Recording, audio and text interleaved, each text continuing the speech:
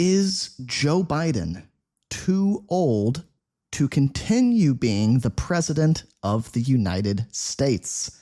That is the big question in U.S. politics right now. It's in the news, and it's the topic of the very first episode of Learn English Through News.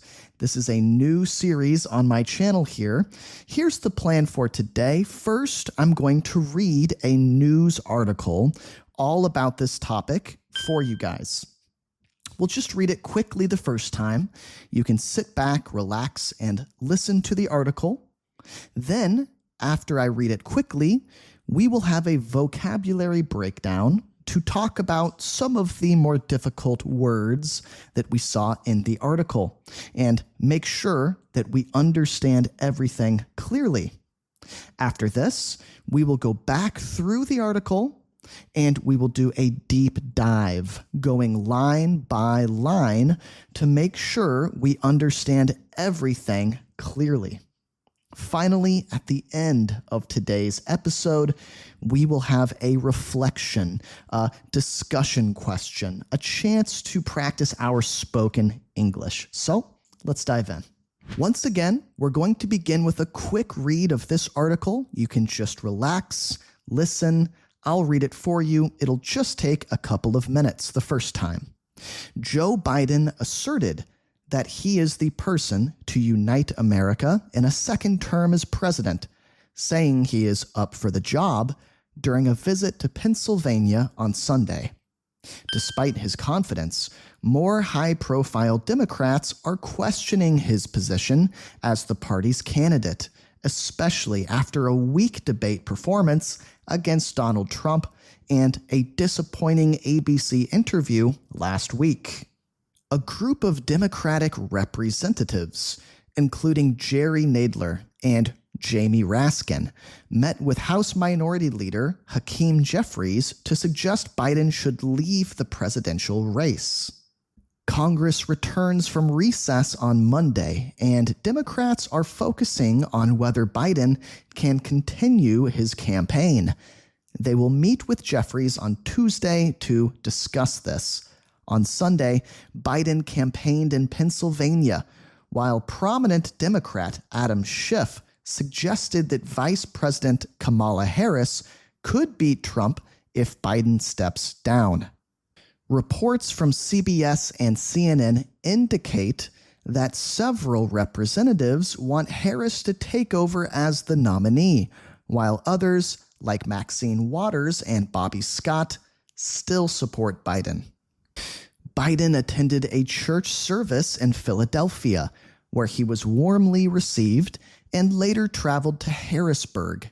At the church, he was introduced as an honored guest, and the pastor expressed strong support for him. Outside the church, a demonstrator's sign read, "Thank you, Joe, but time to go," reflecting the divided opinions within the party. As Biden left Pennsylvania, he responded to a reporter asking if he would need to convince NATO of his capability, saying, "I'm up for the job." Meanwhile, Senator Mark Warner is reportedly organizing Senate Democrats to ask Biden to step down as the nominee. On NBC's Meet the Press, Adam Schiff discussed the challenges Biden faces and the potential for Kamala Harris to be a strong candidate if Biden decides to step down. All right, that was a quick read of the article. If that was challenging for you guys, if that was difficult, if you feel like maybe you missed a couple of details, don't worry, because for the rest of this lesson, we are going to do a deep dive into the language of this article, making sure that we really thoroughly and completely understand everything.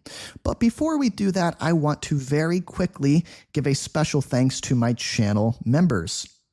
The people you can see here have become members on my channel, and that means they get special benefits. If you choose to become a member, first, You get access to PDFs for all of my lessons. That means you can access them digitally and follow along on an iPad or a phone or computer, or you can print them off and make annotations just like I do in my videos to get a lot more out of my lessons. Another perk is bonus content. That's number 2. They get access to extra content that is not available to the public. I already have one hour-long lesson uploaded that is members only. Okay, number 3, they can vote on and suggest future video topics. If there's something they're really passionate about, if there is a story they want me to tell, then they can make that known to me and I can work it into my routine as a new lesson plan. Lastly, they get in-video thank yous just like what I'm doing right now. So if you're in this list, a huge thank you to you guys. If you want to become a member, just click the join button. It's right next to the subscribe button. It's only the price of a cup of coffee. So guys, don't spend hundreds of dollars on, video series or apps or language programs. Instead, become a member on my channel and make that commitment to yourself and that commitment to your English studies. Okay, coming back to our lesson here, we're going to do a quick vocabulary breakdown and talk about 3 big complicated words that we saw in this news article. The first word was asserted. Asserted. Okay, asserted. What it means is something is stated confidently and forcefully. Yeah, it's a way of talking. It's a way of speaking, a way of saying something. A reworded version of this definition, or this definition said a different way, might be declared something in a strong and definite way. Here's an example sentence that is unrelated to the article. She asserted her opinion during the meeting. Okay, so she asserted her opinion. She said her opinion, or stated what she thought. She said what she was talking about, but she didn't just say it, she asserted it. So she did this in a very confident or forceful way. Yeah, if you assert your opinion, we can also say that you are being assertive. If you are an assertive person, then you make sure people know how you feel. You're very confident in your opinions, and you make sure to convey them. You make sure to convey or communicate your opinions, all right? So this person, she asserts her opinion during the meeting. Seems like she's having a big, important meeting, probably at work, and she wants to make sure that people listen to what she has to say. So she doesn't just say her opinion, she asserts her opinion. Yeah, it's a more forceful, a more confident way of conveying or communicating what you think. So down here, I'm going to draw a picture. You guys know that I'm a visual learner. I love to draw and doodle to help me remember words and what they mean. So if you are a channel member and following along at home, you can do the same. Maybe you can pause the video and draw your own version of a picture that is related to this word. But here's what I'm going to draw. I think what I'm going to do is draw a picture of this example sentence here. So maybe we have a long table, right? We have some people in a meeting. They're all lined up here, all lined up at the table talking, and they're talking. Each person is stating their opinion. And then we have a woman, and normally, she's kind of quiet normally. Normally, she's not very assertive. But today, she decides to be assertive and speak up. So she's raising her finger like this, and she's making her opinion known to the room. She is asserting her opinion. She is now being assertive. Another great word we saw in this news article is this word presumptive. Presumptive or presumptive. It means expected or assumed to be true. Okay, so put another way, believed to be likely or probable. Okay? So, in other words, maybe we can say it's what you expect to happen or what you think is going to happen.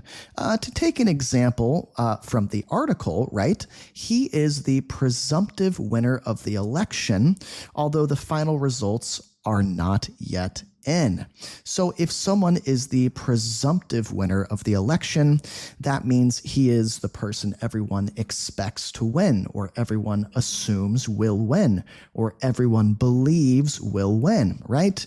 Maybe it's the obvious outcome, okay? The obvious outcome. For the picture here, for my little doodle, here's what I'm going to draw. And once again, you can feel free to draw something totally different, okay? But I'm going to draw a track meet. Yeah, a race, a foot race taking place at a track meet. So there are some people racing each other. Here's the finish line right here. We can see the finish line, and the other runners are way back here. This guy has left them in his dust, we can say. He has left them in his dust. So he's feeling really good because he is the presumptive winner. If you just take a look at this picture, if you take a look at the status of the race, right? He is the obvious winner. He's the one he's the one that we expect to win, the one we assume to win, the one we believe is going to probably win. So he is the presumptive winner. One last word I want to talk about here before we do a deep dive into the news article is campaign. Campaign. Yeah, this is a mostly political word. The definition is a series of actions to achieve a goal, as I said, often in politics. So you are doing something to achieve a goal. A series of actions, that just means that you're doing many different things. First you do this, then you do that, and you're trying to do something important. You're trying to achieve a goal or make something big happen. Once again, this is often in the world of politics, right? We hear about a presidential campaign, somebody who is running to be the president of the United States. Reworded, we can say organized efforts to win an election or support a cause. Okay, so yeah, if you want to win an election, and remember, an election decides who will win an office, a political office or position. Okay, we have local elections and local politics, and we have national elections on a national scale, right? So if you want to win an election, then you need to campaign. You need to put yourself out there and let people know who you are and what you stand for. Okay, so the politicians' campaign focused on improving education and healthcare. So what does this politicians' campaign focus on?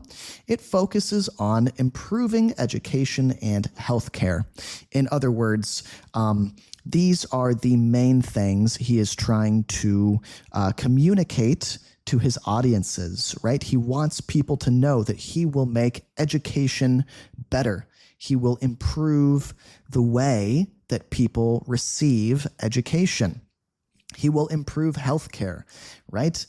People will see an improvement in the healthcare system. So those are the things he's talking about in his campaign. So here, what I'm going to do is just draw a politician. You know, he's up on a stage. He's speaking about different issues, various issues, whatever issues he's campaigning on. And he's got an audience down here of people listening to him. They're listening to what he has to say. You know, this is only the first stop in his campaign. He's going to tour all over the country, stopping at many different cities in his campaign, but this is the first stop. So that's my image. If you are following along at home with your PDF, you can draw this, or you can pause the video and draw something different that helps you remember this word. Let's come back to the news article now and take a second look at it.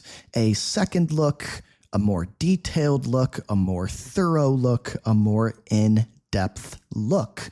We are going to analyze this news article line by line, sentence by sentence, to make sure we understand everything, every last word very thoroughly.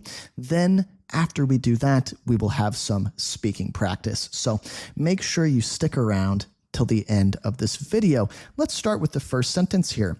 Joe Biden asserted that he is the person to unite America in a second term as president. Let's start with that. Okay, so we're talking about Joe Biden. Okay, we're going to see a lot of names in this article. If that is confusing to you, like who these people are, then I want to say don't worry too much about that. This is the person we really need to focus on. Well, the first person, and then the second person is going to be down here, Donald Trump, because these are the two candidates, the two people who are trying to be president. So Joe Biden asserted, okay, so he is stating confidently or forcefully, he's letting people know with a confident opinion that he is the person to unite America in a second term as president. He is the person. He's saying, I'm the guy for the job. You want me for this job, I'm going to unite America. In other words, I'm going to bring America together. I'm going to bring Americans together. He's speaking to a country that many people would describe as being pretty divided. Yeah, a lot of people in America feel they cannot agree with one another on politics. Okay, so Joe Biden is saying that he can fix this. He can unite America if he gets a second term as president. Now, he's president right now. He's president currently. Okay, this is his first term as president. If you become president of the United States, first you serve one term, and a term is 4 years, okay? Now, after you serve 4 years, you get a shot, you get a chance at serving a second term. And if you are elected a second time, 4 plus 4 equals 8, so you have a chance to be president for 8 years. Okay, so that's what he wants. He is nearing the end of his first term and interested in pursuing or obtaining or securing a second term. Okay, so he's saying that he's up for the job. What does that mean if you say you're up for something? I'm up for that. You can also say, I'm down for that, but it's a little bit more spoken English. If you say you're up for something, then that means you are willing and capable of doing it. You are willing to do it. You are capable of doing it. In other words, it would be no problem for you to do. During a visit to Pennsylvania, that is a state in the United States, on Sunday. Okay, so he visited the state Pennsylvania, and when he visited Pennsylvania, he let people know this message that he was up for the job. Okay, now, despite his confidence, right? He's feeling confident about this. He is projecting. He's projecting confidence. He is sending his confident energy out into the world. But despite that, or in spite of that, even though he's doing that, more high-profile Democrats are questioning his position as the party's candidate. Okay, let's take a look at this. High profile. That just means important. Okay, there are two main political parties in the United States, of course. There is the Democrats, and there is the Republicans. I'll just put R for Republicans, okay? So in the Democrat Party, or we can say in the Democratic Party. There are more and more important, high-profile people that are questioning his position as the party's candidate.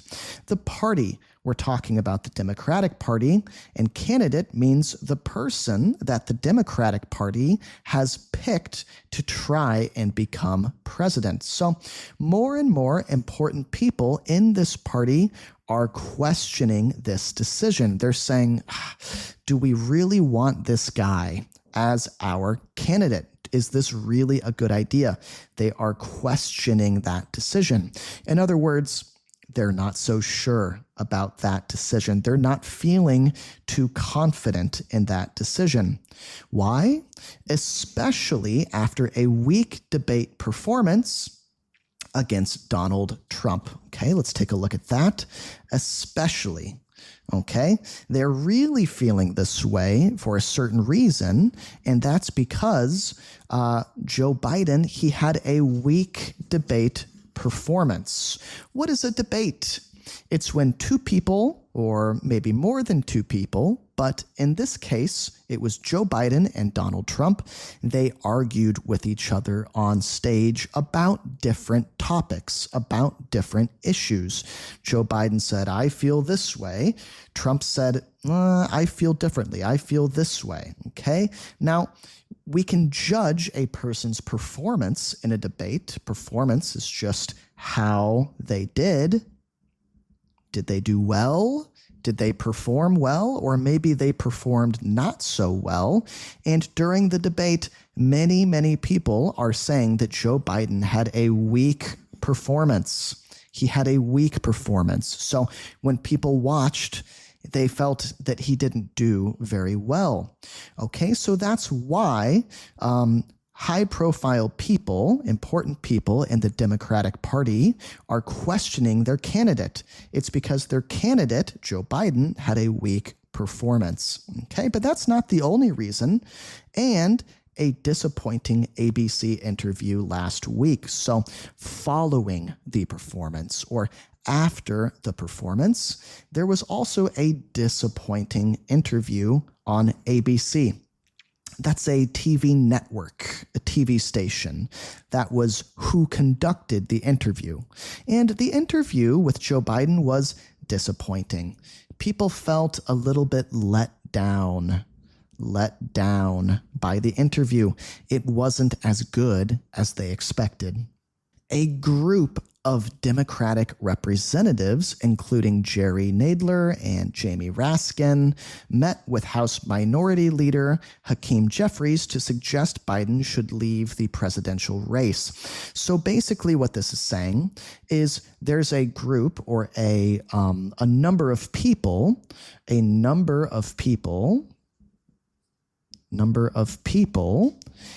the Democratic Party. They represent the Democratic Party. They speak for the Democratic Party, so we can say that they are representatives. They represent the party, including this person, and this person. And what do? They suggest. They're making a recommendation. They're making a suggestion. They're saying, you know what? Biden, he should leave the presidential race. Now, when we say race, do we mean literally a foot race? They are physically running? No, we mean it is a sort of a competition to see who can become president. And so it is a presidential race. Okay, that's just the way we describe the election. Congress returns from recess on Monday. Okay, Congress is a body, a government body, or a group of people in the government who make decisions, okay? And they are coming back, returning from recess. Now, recess can mean two things. It can mean that you take a break and you are, kind of on leave. We can say you are on leave. You are not working. Or for little kids, recess is when you go outside and you play. Of course, we're talking about the first meaning here. This government body, this government group of people. They're coming back from their break on Monday. What's going to happen then?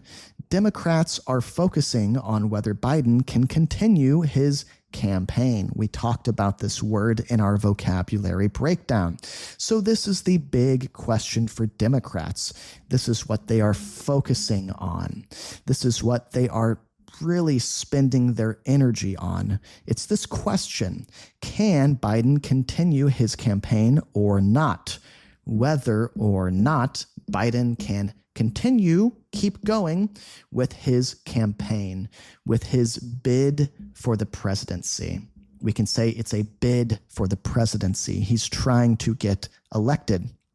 So they will meet with this person, with Jeffries, on Tuesday to discuss this, to talk about it. The Democrats, they're going to meet, they're going to talk about it.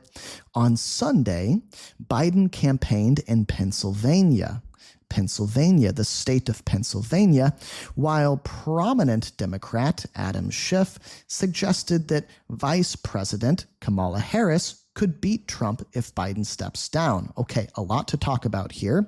First of all, it's just telling us what Biden was doing, okay? He continues to campaign. He's not giving up yet. He's continuing his bid for the presidency.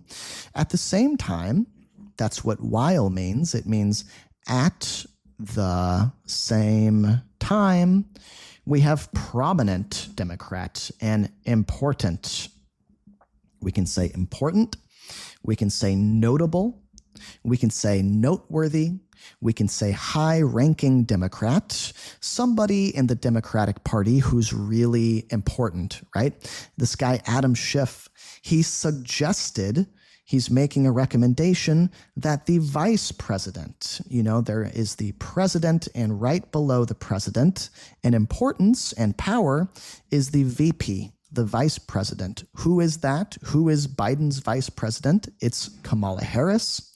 And this guy in the Democratic Party, he is suggesting that Kamala Harris could beat Trump if Biden steps down.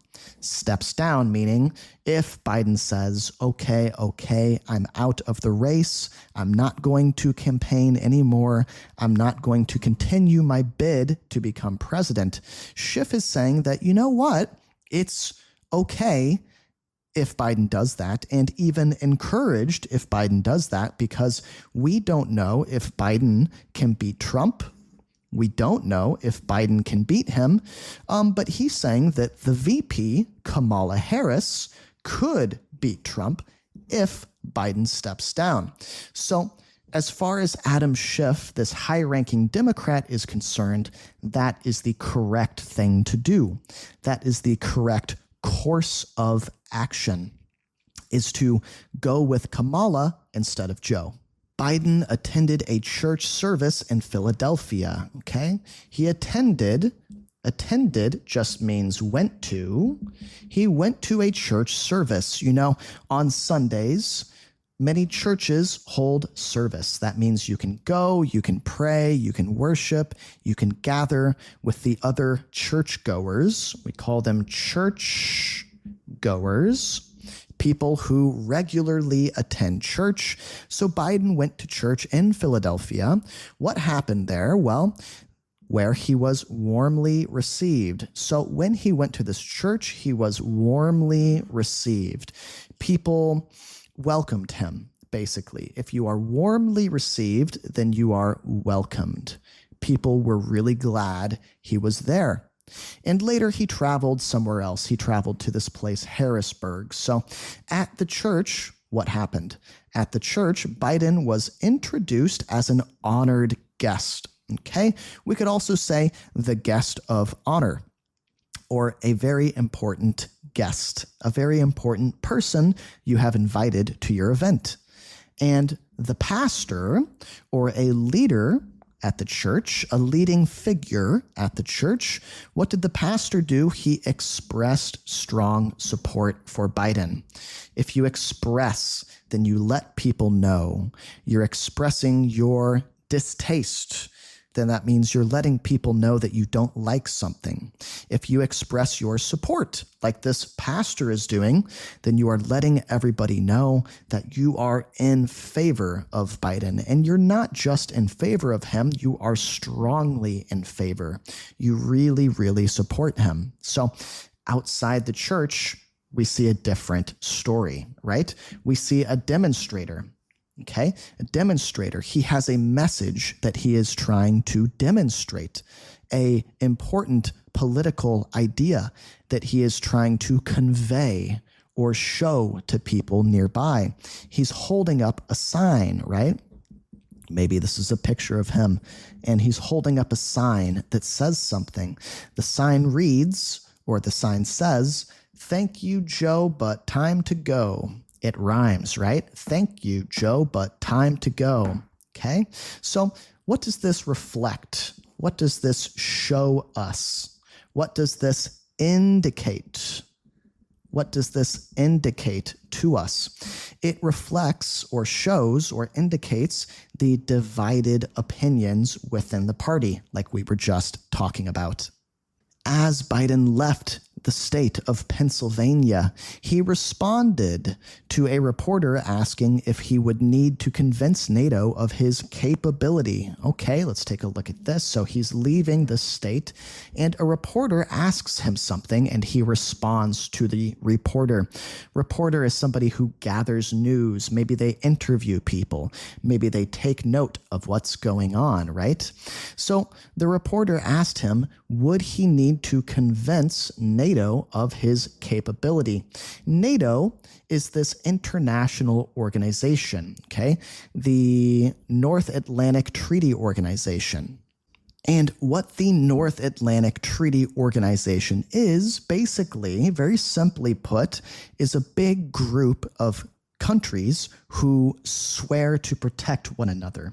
If one country within NATO is attacked, the other countries will ostensibly, we assume, come to their aid and defend them. So this reporter is asking Joe Biden, are you going to need to convince NATO that you are capable, that you are up to the job? Now, Joe Biden responds and he says, I'm up for the job. We can say I'm up for the job. We can say I'm up to the job.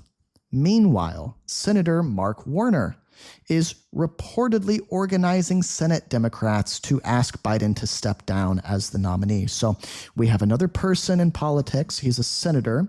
He works in the Senate. Okay, it's a governmental body, an organization, a group of people in the government. And reportedly, it's being said, or according to reports, he is organizing other Senate Democrats. He's getting them together, and together they're going to ask Biden to step down as the nominee, as the person who is running for president representing the Democratic Party. On NBC's Meet the Press, this show on the network NBC, we have Adam Schiff once again, this prominent Democrat, this high-ranking Democrat. He's discussing the challenges Biden faces and the potential for Kamala Harris to be a strong candidate if Biden decides to step down. We've talked about all of these ideas so far. I think that should be clear to you guys at this point. Adam Schiff is worried about Biden. He thinks Biden should step down. He thinks Kamala Harris would make a stronger candidate, a stronger nominee. Okay, if you are still with me, then give yourself a pat on the back. This is not an easy article to get through. It's got some dense language, some complicated ideas. Talking about the government is not easy to do because there are a lot of technical words, a lot of technical vocabulary. So I commend you guys. I commend you. That means I think you're doing an awesome job. We're going to end today's video with a discussion question, okay? So here's the question. We're going to try and practice our spoken English by responding to it. Why do you think some Democrats are asking Biden to step down as the presidential nominee? Okay, so here's the big key word in this question. Why? Okay, what are the reasons What are the reasons that some Democrats are asking Biden to step down? So what I'd like you to try and do is take a full minute and explain what is going on based on the article we read. You know, one of the best ways to learn is to take information and try to teach someone else. So pretend that you are explaining this article to your friend. How would you let him know what the article is all about? What would you say?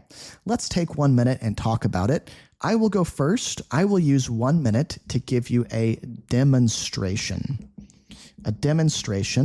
of what I would like you to try and do. So I'll go first. Here's my minute. Here I go. In this article, we are learning about and talking about a big critical issue in U.S. politics right now. It is the question. It is the topic. It is the main issue in the Democratic Party. And that issue is Joe Biden, the current president of the United States, too old to seek re-election? Yes, he's president now, and he's been president for 4 years, right? If he were to secure a second term, he would be president for another 4 years. Well, currently, he's 81 years old, and many people think that's already far too old to effectively be the U.S. president and do the job in an effective way. Well, after another 4 years, he would be 86, and that seems out of the question to a lot of people. Okay, that was my response. Now it's your turn. Come on, guys, push yourself to talk for the full minute. Go ahead.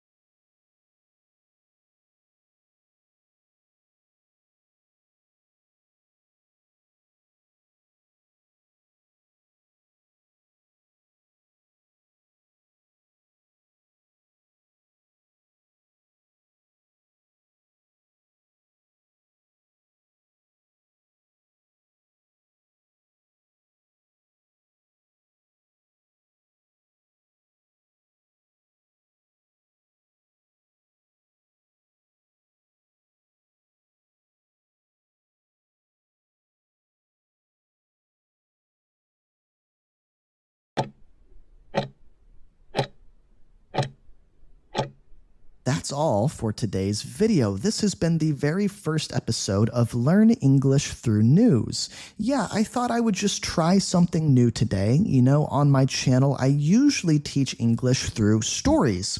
And a lot of the time they're fictional stories, but I've received a lot of comments from you guys asking for specifically this content. A lot of you have been wanting me to do this for a while. So let me know in the comments section what you thought. Do you like this style of video? Do you want me to turn this into a series? Or do you want me to focus only on telling stories to teach English? If you are in the middle of a study session, let's keep going. I will put a link to another of my videos up on the screen here, and I'll meet you there.